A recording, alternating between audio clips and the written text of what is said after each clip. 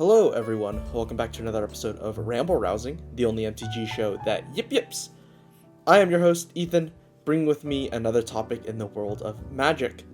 And today, we get to talk about Avatar spoilers!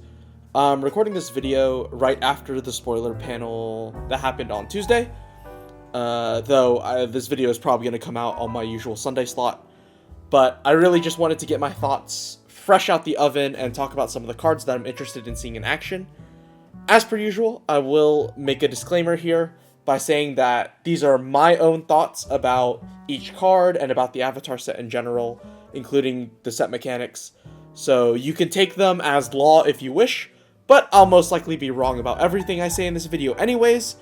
It's really hard to judge all of these cards in a vacuum, but I love doing it, people love watching it, so let's get into it. I think the first thing I wanted to go over are the bending mechanics and my thoughts on them. Obviously, since this is Avatar, bending will play a huge role in the set, and so since they're new mechanics, I just wanted to quickly glance over them and just talk about them a little bit. So, starting with firebending. Firebending gives you X number of red mana whenever a creature with firebending attacks. Mana obviously lasts through the entire combat phase. My initial thought was very hard on this mechanic, but looking back at it now, after, the few weeks we've had since it first got announced, I think this mechanic is alright. There are obviously a lot of synergies with firebending, and specifically with the red cards that the mechanic is attached to. Combat tricks are like the obvious choice, but there are also a bunch of cards in this set, like Fire Sages, that have good abilities you can sink your mana into. Think like a Shivan Dragon, or, any of the other red effects that you can mana sink into. So I have really high hopes for this keyword, that it'll feel good to use. I don't know how it'll feel in the limited environment. I think I'll need to see some more cards come out before I can make that choice. But definitely in a constructed environment where you can build around having firebending, I think it actually looks pretty good. Moving on to waterbending. Waterbending lets you convoke and improvise to help pay the waterbending cost of your abilities. I think this mechanic is fine. The fact that artifacts can be used is a huge bump. I can see a bunch of blue artifact-centric decks that can slot in a few waterbending creatures as you see fit. I'm also curious to see if there are any token synergies here. Blue isn't exactly the color of token making, but I'm sure there's someone out there with a vision. But like I said, the fact that you can use artifacts is already really, really good. Blue definitely, it has a huge artifact focus. So I can easily see a world in which waterbending becomes very, very good for a bunch of these already really strong artifact decks. Next up is earthbending, which basically makes your lands creatures with 1/1 counters on them. This is one of the mechs that I like on paper, but I don't know how it will actually play out in reality. It feels very foolproof. You get a free creature that, once it's removed, comes back as a land. There are obviously a lot of 1/1 synergies as well in green that can help out with this. So, it feels like all the components are there outside of seeing how lands play as creatures. I'm someone who's currently rocking a landfall standard deck in Arena, so I would be really, really interested in a lot of these earthbending cards and seeing how they play out. I would also be remiss if I don't point out the synergy between earthbending and fetch lands.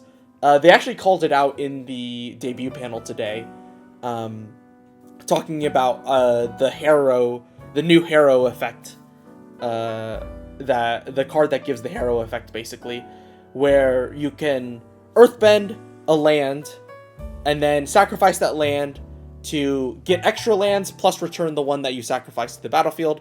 Obviously, this works especially well with fetch lands, so I'd be interested to see, how that synergy plays out, because I can really see that being a huge, huge benefit to any landfall deck or even decks that just care about lands in general. And finally, we can talk about airbending, which lets you exile a creature that you control, and then you can cast it again for 2 generic mana. I have a feeling that this might be the strongest bending mechanic in the terms of possibilities. So you can do things like blink a creature for protection, get an extra ETB on a creature when you recast it. Speaking of recast, you have to recast the creature, so you can get an extra cast trigger for any deck that cares about Storm. So this mechanic just has like a bunch of different applications. I have a feeling that it could very easily be an all-star, just like a kind of a do-it-all mechanic for a bunch of different decks. So this is definitely the one bending mechanic that I'm keeping my eye out for, because the synergies are just all over, everywhere. So all of these bending mechanics are obviously associated with color in MTG, except for black, which, as an Orzhov player myself, leaves me in an interesting state where I want to see how black cards in this set goes. In the debut panel today, they mentioned black is going to have sprinkles of different bending mechanics. There have already been a lot of black cards that have firebending mechanics that have already been spoiled. Of course, firebending would not be Orzhov, it would be Rakdos, but, you take what you can get, I guess. So I'm very excited to see what black might be getting. I do love that Orzhov in Limited looks like it's going to be Aristocrats. Hey Bay is looking like a very fun Limited signpost. That also synergizes with Airbending, so getting that black and that white in there. I also saw Foggy Swamp Visions, which it looks to be another fun Aristocrat tool. You can Graveyard Hate, that also copies your opponent's creatures, or you can just make copies of your own dudes if you want to, which is great. I'm hoping that to maybe fish for some good Aristocrat cards for my Taste deck. Speaking of good cards, I also saw Badger Mole Cub was spoiled today, and this card just looks insane. The straight buff to Mana Dorks seems kind of crazy, considering Mana Dorks are already considered a very strong type of card. I am curious to see how this card plays in practice, but I do feel like on paper it's a great alternative ramp card for green that already has a bunch of ramp cards as well as a bunch of Mana Dorks.